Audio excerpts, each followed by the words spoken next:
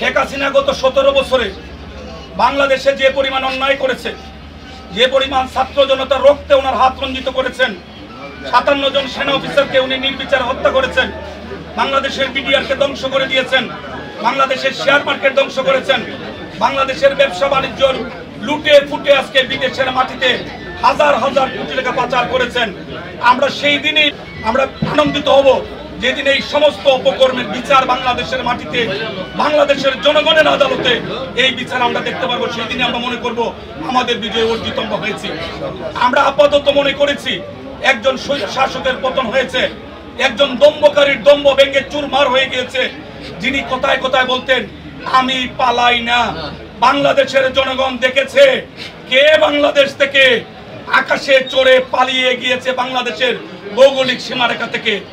আমরা সেই পলাতককারীদের সম্পর্কে আমাদের দলের কেন্দ্রীয় নেতৃবৃন্দ, দলের ভারপ্রাপ্ত চেয়ারম্যান, মহাসচিব সহ যারা আছেন, এনারাই কথা বলেন। আমরা মনে করি মাঠে যারা শহীদ হয়েছেন, রক্ত জড়িয়েছেন, গুলিবিদ্ধ হয়েছেন, কারাগারে আছেন, তাদের প্রতি আমাদের অনেক দায়িত্ব। আমরা সেই দায়িত্বগুলি সকলের সহযোগিতায় পালন করতে চাই। বাংলাদেশ একটি স্বাধীন দেশ। এই দেশে সকল ধর্মের মানুষ আমরা মাথা উঁচু করে একসাথে সহাবস্থান করব। সেটাই হচ্ছে বিএনপি রাজনীতি। এখানে যেন কোনো দুষ্ট লোক কোনো ধরনের বিশৃঙ্খলা না করতে পারে, সেই দিকে আমরা সচেষ্ট থাকবো। এটাই আজকের দিনের প্রত্যাশা।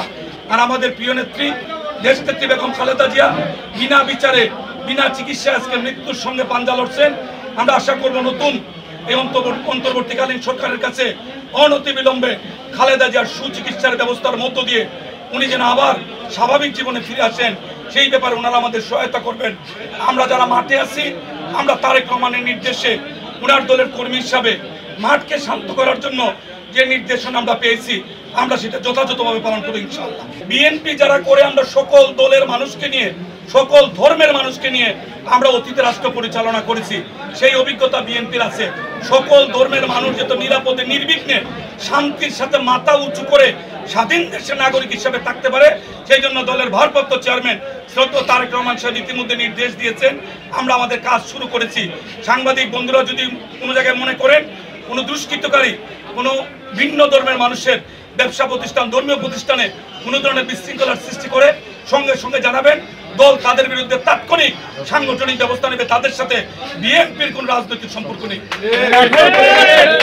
বিএনপি বরাবরই সম্প্রীতি রাজনীতি করে বলে বাংলাদেশের মানুষের হৃদয়ে বিএনপির অবস্থান। বিএনপি ক্ষমতায় ছিল, বিএনপি ক্ষমতা ছেড়ে জাতীয় নির্বাচন অংশগ্রহণ করেছে।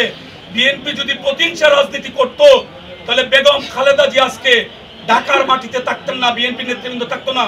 আজকে যারা প্রতিহিংসা রাজনীতি করে তারাই বুরকা পরে পালিয়ে গিয়েছে। যারা প্রতিহিংসা রাজনীতি,